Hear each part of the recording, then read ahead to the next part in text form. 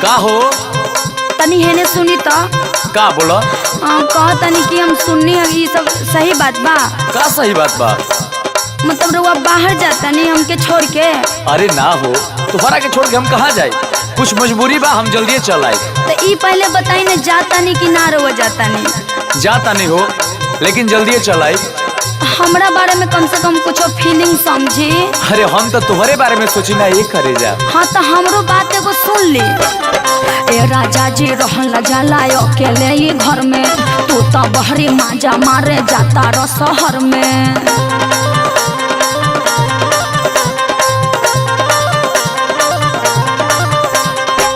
मतलब अब ये कहबू हम मजा मारे जाता नहीं तो का कहे बात समझा हम तुहरे खाती जाता नहीं। अच्छा देखो हम तुहरा बारे में बहुत सोचले बानी और सुनो सुनावत नहीं सुनाई कि जब ले बहरी न कमाईबू घर में खैबू कैसे।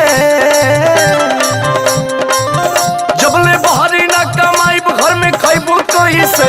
जब ले बहरी न कमाईबू घर में खैबू कैसे। दू चार भारी घना गुड़िया झमकैबू कैसे। हाँ दू चार भारी घना गुड़िया झमकैबू कैसे।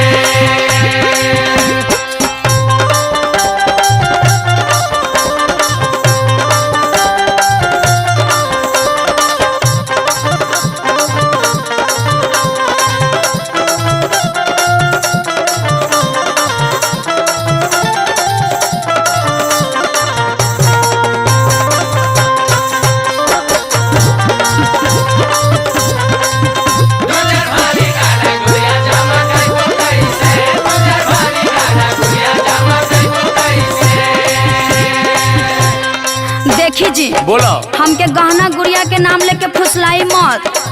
हमके वो कुली ना चाहिए। तो का चाहिए रउआ हमरा साथे रही बस ये हम चाहिला। तो हम छोड़ के जात कहाँ बनी तोहरा के जाता नहीं ना है कुली झूठ बात बा। अनु पर बानी यही से डरबा बेला। अरे ना करे जा कह के राजा जी धमका बेला। ये कह के राजा जी धमका बेला। ये कह के राजा जी धमका बेला। सुनो तू जैसन भी बाड़ू हमारा खातिर एकदम लक्ष्मणिया बाड़ू। हटी जी झूठ खाली मत बोले। हर बात बुझा धानिया मजबूरी बाटे हो।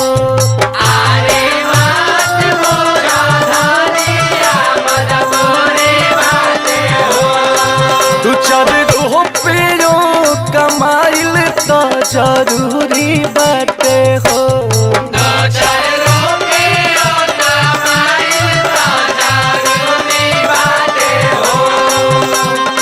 और सुना सुनाई टिक्का वाली लारे चमकैबू कैसे।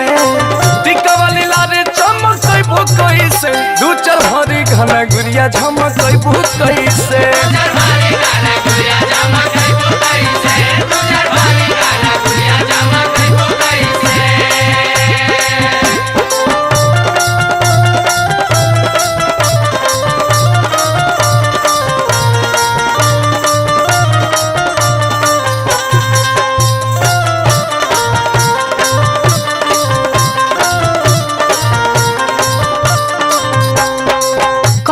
जी हाँ बोला मतलब यहाँ कोनो काम ऐसा नहीं के गांव में जन रवा इहे करी या घर ही रहे।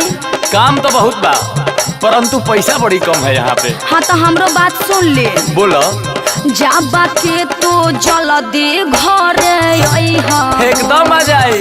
अपना पगली के जानी भूल अरे कैसे भुलाई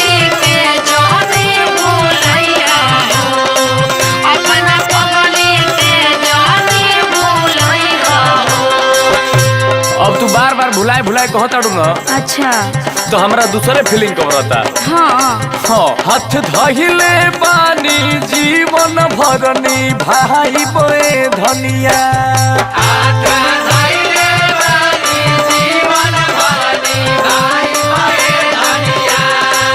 तोहके नया नया साड़ी ब्लाउज ले आई बोए धनिया। अब बाबू बोरा लेखा जब कहा तारी कि ना भुलाई तब काय के बतिया के रखले बाड़ू।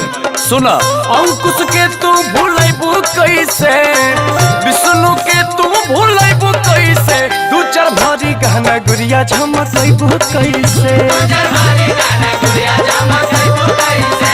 दू चार भारी गहना गुड़िया झमकइबू कैसे। दू चार भारी गहना गुड़िया झमकइबू कैसे।